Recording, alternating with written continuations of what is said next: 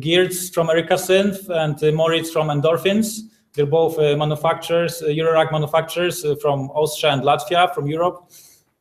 And they make really cool modules and systems. And we can just have a chat about the Eurorack in general, about different technologies, what is their approach. So feel free to ask any questions you like as well. I want to make it informal, and you just, it's you can ask whatever you like, basically. Eurorack based, and maybe I will kick off with asking you guys how you go about the design of the instrument, and maybe talk why you started modular. What interests you in modular in the first place? It's like, what brought you into modular? Have you were you using the instruments first, or have you started making instruments and then you got the interest in modular? So maybe let's start with Ģirts.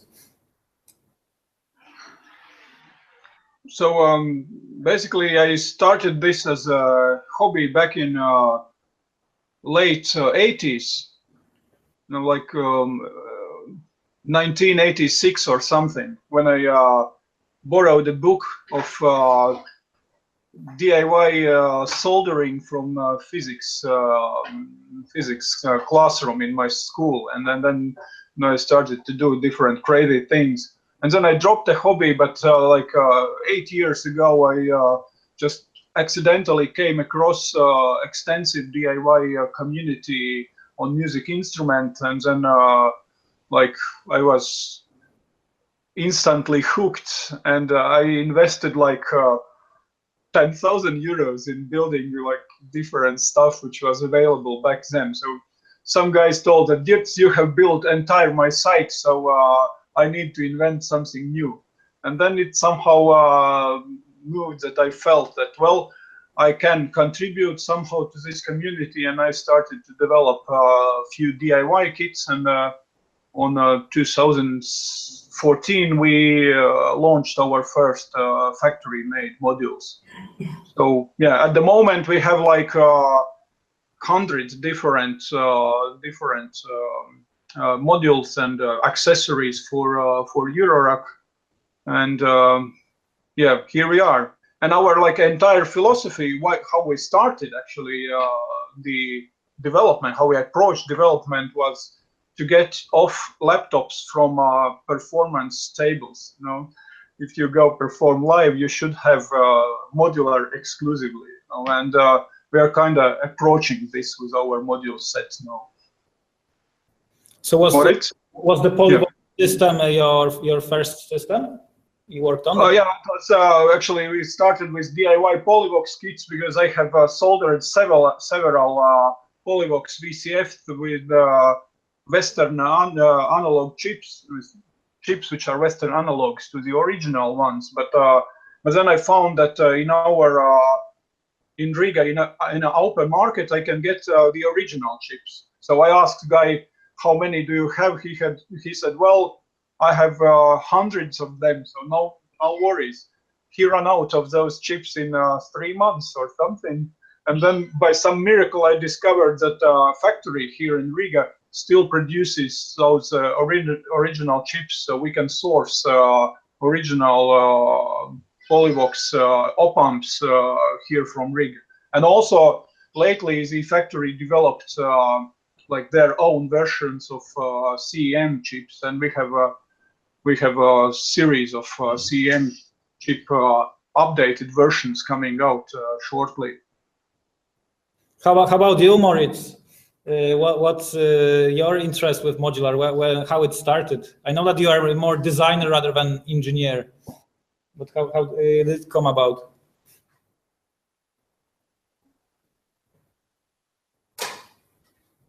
Hello? Moritz, we don't hear you.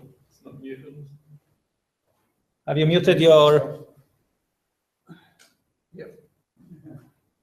Try unmuting. Can you hear me now? Oh yes, yeah, we can hear you now. Ah, okay. Okay, I got that. Sorry for that. Actually, I was making music for something like 10 years already, but it was only making music in the box. So no hardware, only software synths and so on and so on. A little bit of how to say, control interfacing, but nothing special. And a friend of mine, he always told me, man, you really need to learn how the signal flow works in a synthesizer before you really understand what the software synthesizer is doing, because I was basically noodling around for 10 years. So I don't have any clue what actually each piece of a synthesizer is doing. So while doing research on that, I found out about the modular synthesizers, and I also found out that that may be the best way to learn how signal flow works, because if you don't patch anything, there is nothing coming out at the end. So, and it is more flexible than than most of the box desktop kind of keyboard synthesizer things, like maybe a Mogish one or whatever. So I saved some money, and then I went on and bought my first Töpfer box in Munich with a friend of mine, and he said, don't do it. The things are not stable at all. They detune all the time, and you cannot recall a patch. If it's gone, it's gone. And said, yeah, that's exactly what I want besides the detuning. So yeah, well, move on a little bit. I came back to Vienna where I live, and I was looking up Muffwigler forum for some people maybe having a hangout or something, so I can relate to somebody, because I did not know anybody at that time who in Vienna who had that kind of synthesizer. So, and I found a small event, and actually we were 5 guys, and two nowadays friends of mine. The third one is my business partner, and an old friend of mine. So my business partner, Andreas, they are currently living, he and Julia, they are currently living in Barcelona. We started to talk, and he had the idea of making a, how to say, a semi-modular own form factor kind of standalone synth based on the idea of the Buchla music easel kind of thing. So, and I was just a needy Eurorack guy that wanted to own every module that is available on Earth. So I liked the idea of his synthesizer, but I knew that it would take rather long to finish that project. So I said, why don't you start by simply building it module by module and using the Eurorack format? Because as I have found the Eurorack format a practical thing, maybe other people also would find it practical to use. So he started developing and was sending emails a lot, and I was the only guy sitting in front of the computer all the time. So I was answering on a regular basis, and we had some hangouts, and I guess half a year, 3/4 of a year later, we had the further generator, which is the dual complex waveform oscillator, ready. And the friend who told me not to go into modular when I was buying it in the first place, he's now having a modular live act, fairly respectable one in Germany, playing the big festivals. So that's where the don't do it, it detunes and you cannot save anything kind of guy ends up in. So yeah, I'm pretty happy with that. So getting everybody infected with the Eurorack influenza kind of thing. Yeah. In opposite to the Erica synth guys, Ģirts, it's pretty respectable. I didn't know you have over 100 modules available already. I think we have about 6 or 7. We're doing it since 6 years. That's including cases and accessories. So modules are somewhere 7. 7? No, 70. 70. 70. 70. Yeah, well, that's 10 times what we have. So how do you go about the design? Because I know that you're a designer, Moritz. How do you go about the panel design, or like designing the interface? Oh yeah, well, interface yourself. I can show the full thing. I just prepared something. Nice. I hope it put it right here. So this is. Can you see that properly? Okay, no. Yeah. So that's basically it. As you can see, we have lots of different icons, and it's more kind of a flashy, playful, not too how to say, traditional design of a graphic user interface. I put this away because of it's heavy. When we first started shooting emails back and forth, Andreas decided at a certain point, he's the developer of all our circuitry. He decided to make a short presentation for me and a friend. So he invited us over and showed us a few slides of things that this is how the modulation of the further generator works. This is how it is structured and what it feels like, and so on and so on. And then he came to a page where was the layout of or the holes and knobs and jacks of the further generator, of the dual complex waveform oscillator. And it was plattered with different kinds of icons and small little things and illustrations and stuff. And in the background, there was even a scan of a newspaper saying LSD made me a prostitute. So it was pretty far out, everything. And it had already this yellowish, red, bluish kind of look. And above that, there was standing, this is how the further generator feels like. And then he skipped to the next page, and there was a rather boring silver and bluish kind of design. I guess most of you guys can already imagine what that was. It was more like a buchla kind of design, very, how to say, clinic and sterile. And he said that is what the module will look like. And I said, no fucking way, that's sure not gonna happen, because if you don't simply want to clone something, as the further generator is no clone. So all of the circuitry behind that thing is actually a self-developed circuit that is not the circuitry of the buchla.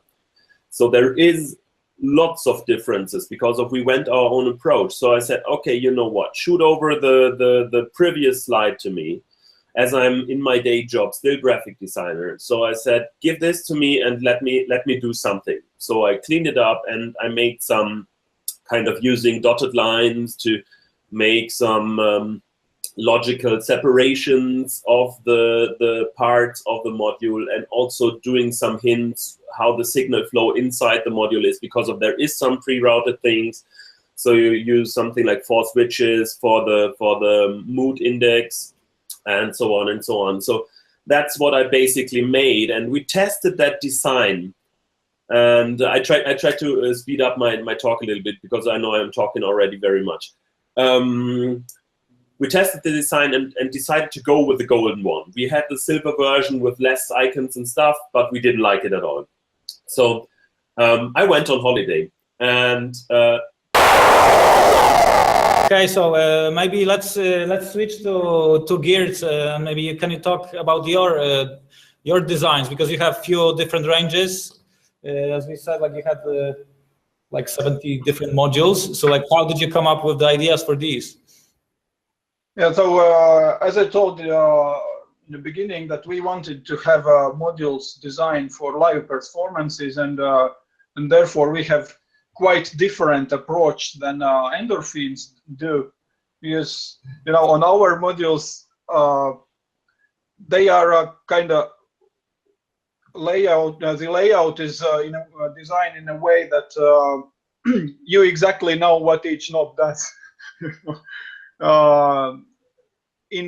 are a lot of modules where you need to really dig into designers' intention, how this module actually should work, And then at today's variety of Eurorack, just imagine that you have like 10 modules with very advanced user interfaces where even designer himself, you know, can get lost. And therefore, we took a really different approach. And if you have a VCF, then cutoff is the largest knob, resonance is the next one, and this is actually already too crowded. This is our new dual VCF module, for instance. And then we have another, so that was Black series. And then we have another series, which is Fusion with vacuum tubes. So every Fusion module has vacuum tube incorporated in some way. But the main principle remains that we have like main knobs larger, we have a clear layout of inputs, outputs. And so even if you do not read user manual, you still can use the module at some degree, you know. And then we have a Pico series, and this is actually our upcoming module for Pico series. So the idea behind Pico series was that we wanted to make entry point to Eurorack very kind of accessible. Yeah. So now Pico module, even though they do extremely great things, you know, now Pico module is more expensive than 120 euros. So actual range for Pico module prices are from 50 euros to 120, and all modules are 3 HP. So we applied some creativity to squeeze all functionality of quite advanced module into 3 HP. And this one particularly is M-scale module or Moog scale module, which will be out next week. The thing is that Moog, on their Moog Mother 32, by some reasons, they made 1 volt per octave CV -5 +5, which is against Eurorack standard 0 to 10 volts. And therefore, you know, every single day we receive an email that, well, how can I make some Eurorack module working with Moog Mother? So we came up with Moog Scaler. So top part adjusts Moog CV output for Eurorack, and bottom part does vice versa. So it just scales up or down by 5 volts, you know.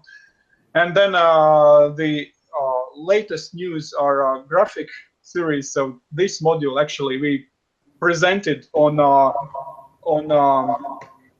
Music Mess 2 years ago or something, and we said, well, it's almost done.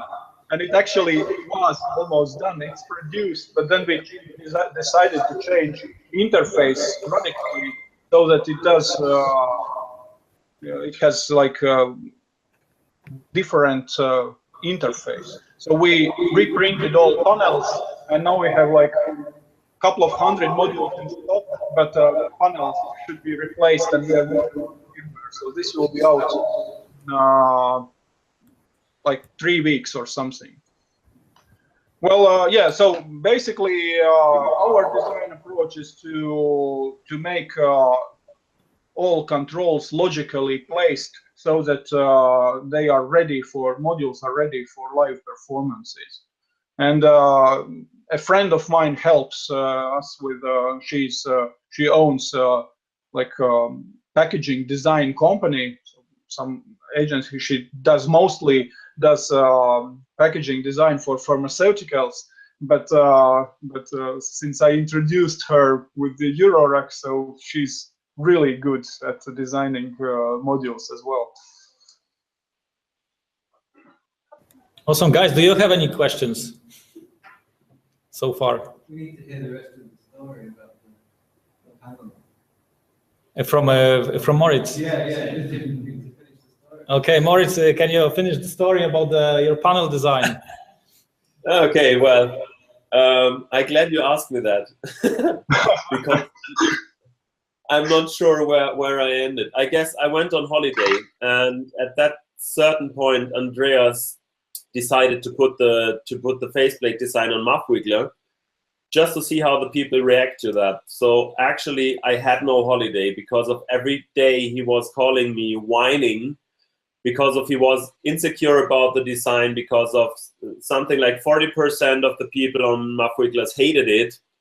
and 60% loved it. And at that time, there was only kind of the Döpfer design, Make Noise, Forum.es was a little bit funky, and the rest of them were simply black Mogish ones or the silver ones. So we, with our golden faceplate design and the quirky little iconography and stuff like that,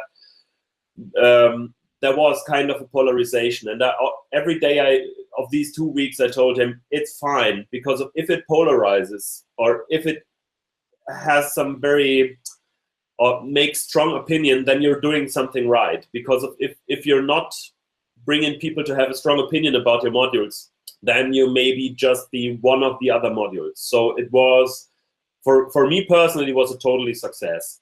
And we see that until the nowadays. Still, people are writing us if they can have silver faceplates. And I'm always answering these emails in kind of that manner.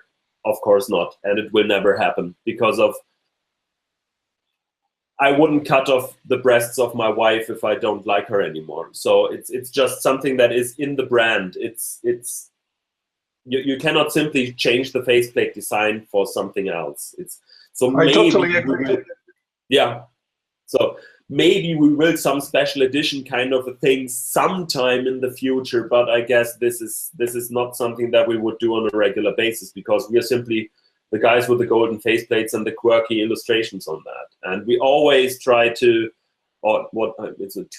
we always implement kind of a meta concept to every module. So with the further generator, it was based on all the psychedelic experiences based on Timothy Leary, on Albert Hoffman, the inventor of LSD, and the name further generator relates to the bus that I guess Timothy Leary used for his traveling across the US, doing these kind of psychedelic experience trips things. It was the further bus, which had a kind of a wood interior, like, so you felt like being in the woods, so you can have a nice trip and so on. So it's all these things, and the terminal or grand terminal itself, of course, has kind of that airport analogy. So you have like these escalators and airplane A, airplane B, all that shit.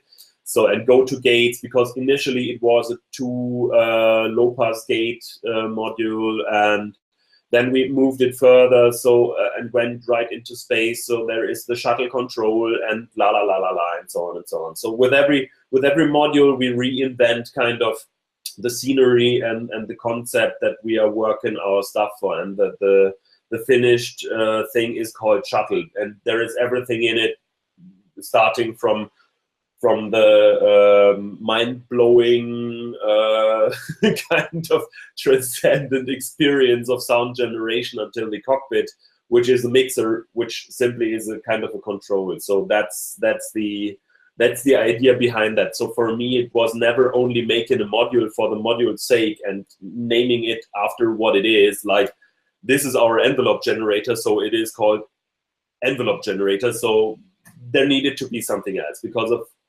that's what I think is something that makes things live. So giving it an emotional context to what it is. So I'm blabbering all the time. Sorry. On Black Series, we have jellyfishes, which also like symbolize this ever-changing, Eurorack unpredictability, a little bit. And so yeah, but we kind of stick to some symbols series by series. So yeah, on Black Series, that's jellyfish, and we do not change it. That each module has its characteristic jellyfish, but otherwise, we still have only jellyfishes on Black Series. We have one. That's also very nice. Hi, Moritz. I'm just really interested where this kind of direction of design is going, where the module sort of almost becomes like it takes on like a sculptural kind of quality. I'm thinking about another company, Folktech, do really interesting kind of out-of-the-box designs. So where do you see this avenue for very unique, very kind of singular module design going. So I hope that's a good question. Did you hear that, Moritz? I guess I understood the most of it. So the question was basically where I am thinking is these kind of very distinct module design going. So where the path is going. Is that correct? Yeah. Okay. I think in the nowadays world, as my day job is in advertising. So I'm a graphic designer since, I don't know, 15 years something. I see that without the proper concept and a proper visual layout, you don't get nowhere.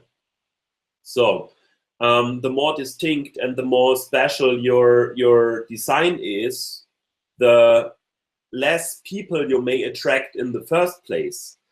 But doesn't matter what kind of design it is, sooner or later, if you make it long enough, people will recognize you for that and love you for that. So maybe if your design is more distinct and more strange or whatever, the first peer group may be smaller, but the longer you do it, it sustains, and you have to stick to your design principles, and then people start to love it.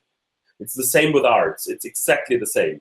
So for me, I think the more manufacturers are entering the market, the more there is the need for doing something very characteristic. So we did this, like Make Noise has done it before us, and of course 4MS has done this before us. So we tried to separate us or our brand from the other guys by simply using a different color for the faceplate itself. So that was the reason why we chose gold. And then we decided to have not only one color printed, but 3 different color printed. And I think every new manufacturer coming to the game is having not that kind of an easy start, like the more already settled manufacturers have, because of the things that you can do to not match with another manufacturer are getting less. So you have to think of new possibilities. And there are a few manufacturers outside that I really think they are doing a great job in doing a new design. So I'm very happy and very lucky to see that other people are developing their own approach to the design in the Eurorack market, also by thinking about what the functionality should be. So it's having that kind of, I don't know how that is called, put it in balance. Graphic user interface and usability versus being a distinct brand with a distinct design. But I'm very happy to see that there is this sequencer with this custom-made push buttons. Ģirts, how do you know how it's called? I'm not sure. I have the card somewhere here, I guess. I saw them at the NAMM show last year. This year. I'm not sure what the brand is. I forgot. But they are just this design is amazing. It's simply a black faceplate, and they have these custom-made buttons.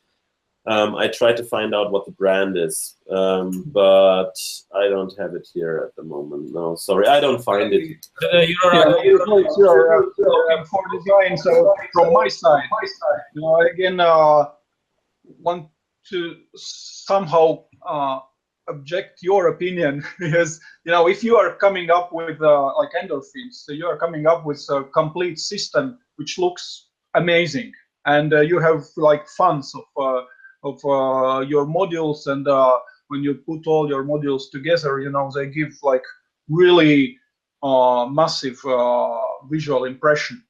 But we also initially we did not think in terms of systems, and then when I now imagine like regular Eurorack user who invests a lot into acquiring different modules, and then when I imagine when he has all these color palettes, this diversity in front of him, which he can get from Eurorack, you know. That's like true LSD experience. But when you want to control it, you know, then you get in some trouble, you know, because really, even if you put together black and silver faceplates, it's already, you know, getting a little bit cluttered.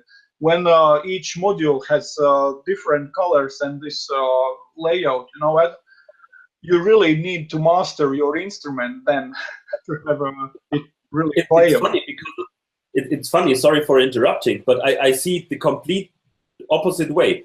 The more different colors of modules you have in your case, the more easy you find the module you want to approach. Because of, if you say, okay, I want to use the 2L Squam distortion thing, that thing is red and has 2 black knobs, something. So I definitely know where it is.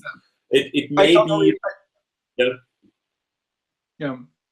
I agree in that point, but you know, if it comes like too overcrowded, then again it's cacophony, not a music.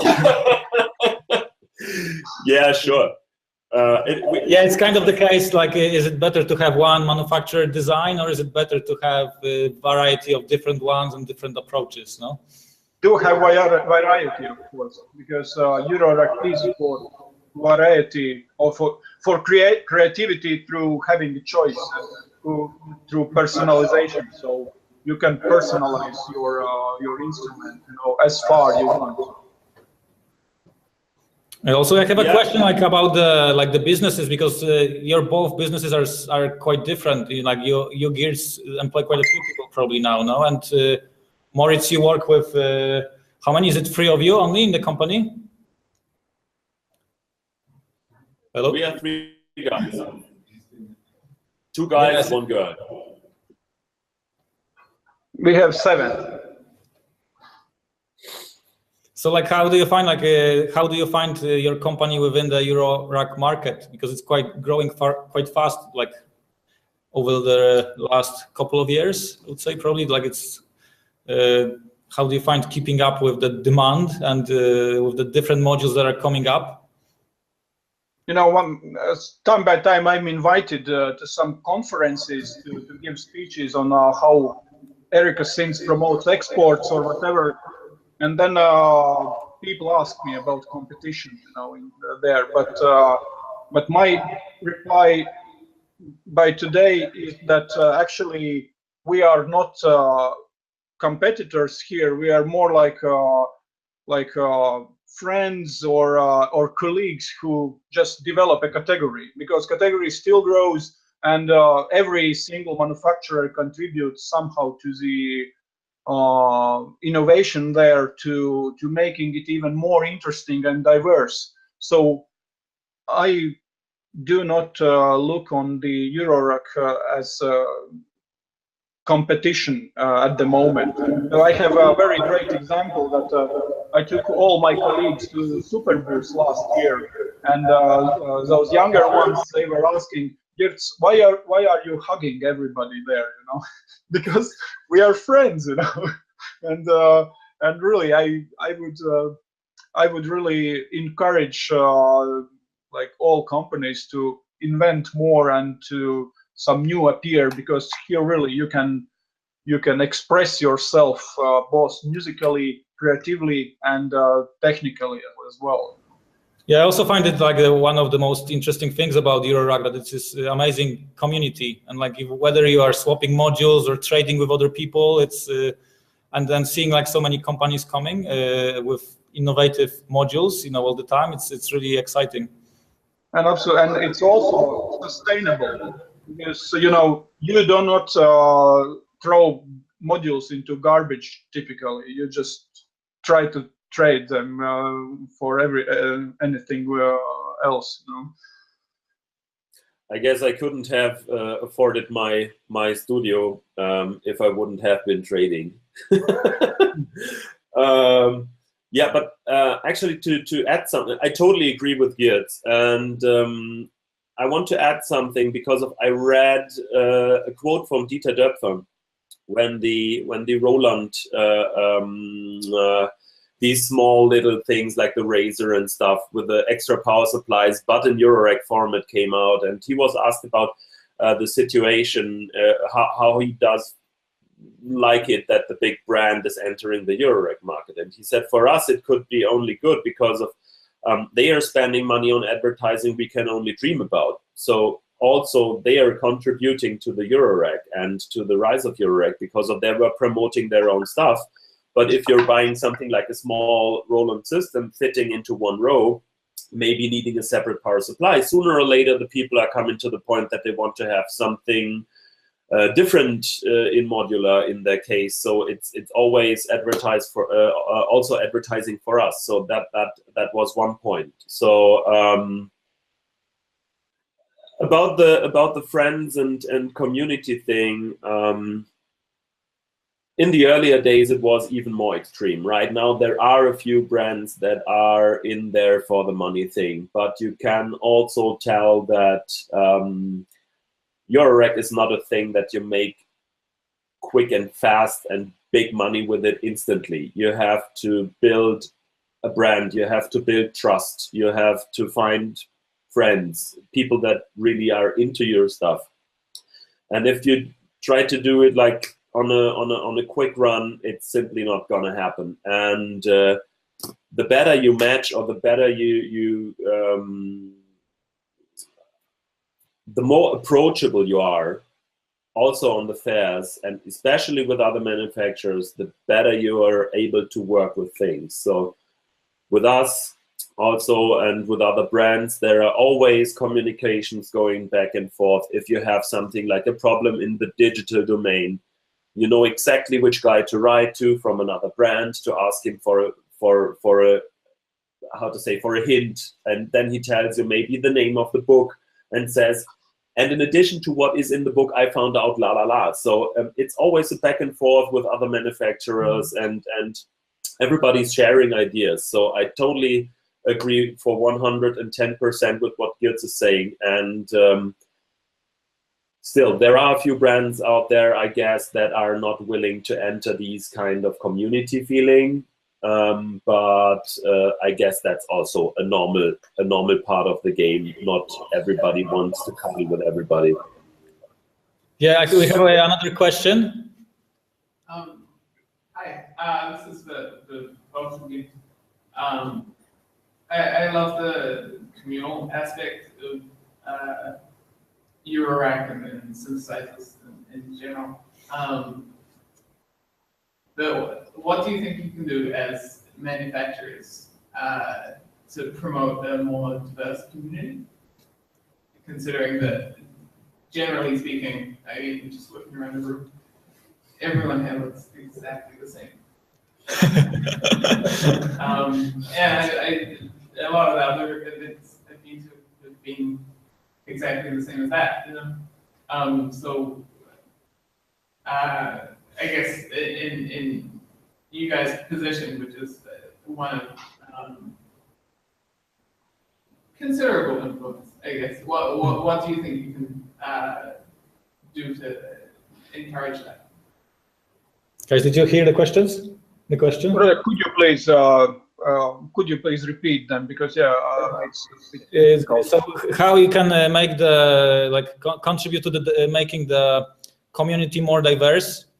Because looking in this room, we all look really, really similar, and how you can make it more diverse to include the wider population, or different kinds of users and audience. If it's okay, I want to start. Yeah, please. Yeah. Sure. Okay. Actually, 5 years ago, when we 5-6 years ago, when we started with that in Vienna, and as I told earlier, there were only 5 people showing up to the first modular meet I started founding a Facebook group called Vienna Modular, and then I started doing events with a friend of mine called Rack-Rash, which is a strictly modular kind of a thing, where more or less 20 people show up when there is something like that. And coming to the diversity point, I started to make a different event because I wanted to include more people. So, and that is called Signal Circus. And we did this for once a month, and the concept is it's non-curated. 4 different people can play a live set from 20 to 30 minutes, and then in between the small breaks, there are modular lectures for 10 minutes from a befriended store from ours. So that is how I started to try to get more diversity or more diverse people to the topic of modular, and also bringing in ideas of different styles of instruments, even self-built devices and stuff like that, live coding and so on and so on. So it's not strictly modular, but people get in touch with modular sooner or later. So that is the point where I'm aiming for, and that is the reason I did that. Was I know I was a bedroom producer for quite a long time, and I never had the option to play live. So I wanted to give some kind of a opportunity to all the people sitting in Vienna and Austria and all the surrounding countries like Czech Republic, Slovenia, Slovakia, Germany in some parts, and so on, to just drop by in Vienna and perform a small live set. So, and the distances here are not very far, so you can obviously easily do that. And yeah, it's a very kind of successful format. So I'm very happy to have done that and further developing it. So at the moment we have Signal Circus in Zurich in Switzerland, and some guys in Munich are already planning to do something similar. So I'm very happy that these kinds of concepts evolve. And I hope that answered kind of that question, or did I run down the wrong alley? Maybe I will try to kind of continue on your thought that you know, we are here small companies. You know, almost every Eurorack company is small company. So if somebody writes an email or makes some idea on social media or in some forums, you know, we really take it in account. You know, you would never reach Roland or Korg with your recommendation, you know, and get instant response. For instance, this Moog Scale module, it's actually a recommendation or request from our customers. So we actually developed it within a couple of weeks, and it will be out next week, because we can react really quick. So if you have any idea, suggestion, or whatever, you just address some of Eurorack companies and they can implement it.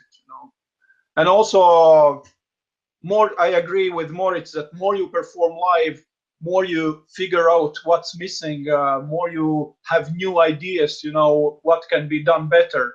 And again, just put it out in social networks, put it out in forums, and somebody will definitely pick it up and make it like in a module. But I wonder what can be done. I wonder, like, if your question was about making the audience more diverse, so like say include kids, maybe women, like female performers. There's not that many of them using Eurorack. There is, I know, like people say like over 50s or stuff like that. You know, usually it's like middle-aged guys. You know. Geeks who are into modular. So like, how do you think the community can respond or make it more diverse in terms of the different audience? Yeah, or different users? Here in Riga, same as Moritz does with live performances, we made a project, Erika Synths Garage, which is a live stream studio in our office downstairs. So each second week we are inviting people from who are making any electronic or experimental music here, not necessarily on modulars. So they perform live here. We stream it in Facebook. We afterwards put out it in YouTube. So with this, we encourage people to actually go into modular group as well, into modular community. Also, we have interesting collaboration with two composers in Estonia. They are visually impaired. They cannot see at all. So we sent the modular system because what I thought that, well, if you have this tactile response from modular, then that's where modular can be really helpful, you because they instantly recall all layout, and they can make music, in and like you have like some screens which give just visual feedback. And so we decided to go with this kind of socially responsible direction that will support visually impaired musicians, for instance. And also Schneidersladen guys say, like Andreas, he actually retired from running company, and he focuses on lobbying projects, and he addresses schools. And like we got a request from one university in Germany to deliver 8 Pico systems for their educational purposes. So they make kind of, how we call it, purchase requests from different companies. And so education is where actually things start. If you get kids excited about technology, then they of course will. And this is really great way how to teach music. When I show kids some modular, then they get excited about not only technology but about music. They take different perspective on music in general. Yeah, that was also what we are starting in here, electronic music course with the modulars. So that's one of the reasons we're doing these modular kind of meetups in here to spread the word. Do you guys have any other questions? Anything else comes to mind? Yeah? I'm interested in an idea of what have been the biggest challenges in terms of the business side of things, and in terms of how you grow your businesses. What have been the lessons that you've learned, or the challenges that you see ahead? Did you hear that? Quite. So what do you think is the most challenging from the business point of view, and what you have learned so far? Our main challenge by now was because we have so many modules, we have to invest a lot in production, and like last year we always suffered from insufficient stock of different modules. When you have like many retailers around the world, so they are our key customers, and we have to deliver, and therefore that was quite a challenge to put all production routines in place. Now I'm really happy about how it's done here, and we are here in Latvia. We are kind of lucky because unlike in other countries where electronics production is like booked with military projects and for defense and something, then here this is not the case, and I have choice of 4 different factories that can manufacture modules and any other electronic stuff, even more. So there are 6 different ones. So my biggest challenge was really to have sufficient stock of all modules and deliver it to customers like same week, not let them waiting for a long.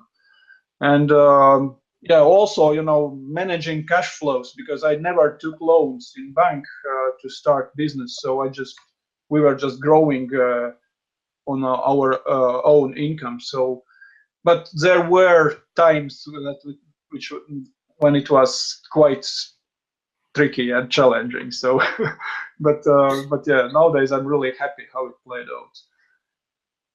Yeah.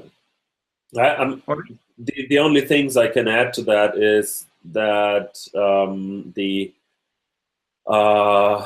idea of a healthy growth. So you're not going into a bank and asking for a loan and then starting a company and expecting instant turnover, but by slowly increasing your product series and more or less financing everything out of your own pocket, that satisfies you in the end, because of then you're slowly moving, maybe in the beginning. But right now we are also very happy. We just relocated our business to Barcelona. We are now producing everything inside the EU, which is nice for us because we want to support the idea of a healthy Europe, and I guess this is a nice thing. And we always have been doing business a lot, not being in the same place. So when I met Andreas first, we were in the same city, like Vienna in Austria. Then he had to relocate for certain reasons, and we were doing business just via Skype and Facebook and email and telephone for a few years now. And it's working great because of you starting to develop your own kind of communication flow. So that also was kind of a, how to say, a challenge. It really was challenging in the beginning because there are kind of misunderstandings, or have been misunderstandings happening, but the longer you make it, the more professional you get, and you get really down with business. And right now we are a very lucky company and very happy with whatever is going on. Our range is not that big, but it scales. So you have the same situations with keeping stock, like Erika Synths. So you have the same situations with quality control and batches and trying to find the right manufacturer for the right piece. And we're as well in a very lucky situation that we found very good partners to do the stuff. And yeah, in the end, I think the message is take it slowly. Don't overdo it in the first place. You're not a big company, and none of us are. I guess the biggest company in Eurorack at the moment is Bastel Instruments. Is that correct? They have something like 30 people in Czech Republic. Yeah, Yes. but they have kind of community business, you know, and they I don't know how they actually run the business, but that's also one way how Eurorack companies like Coma Instrument, there is something similar. That they are kind of making community around a company, and then somehow like more people can contribute to this musical event. Yeah, there is a really cool video I think Kuku made about the Bastel Instruments. It's recommended to see, like, if you haven't seen it yet. It's really cool. Shows like how the company is run. Do you guys have any other questions? Or shall we like finish with that? Or like if you guys have anything to add, or would you have any announcements of the new modules or stuff you'd like to say, like feel free to mention.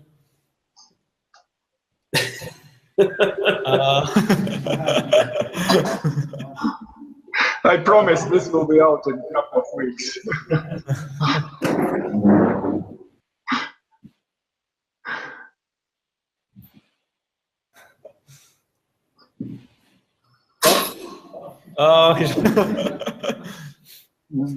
We're never sleeping. We're always working. So of course there will be new stuff soon.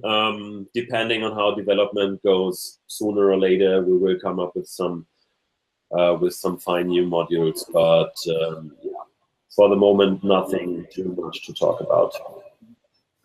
Okay, guys. So thanks so much for taking time and for thank you for having us. Yeah, and for waking up so early, because it was really early. We'll get back. 6:30, mate. Thanks for having us. Yeah, it's a pleasure. Thanks so much, guys.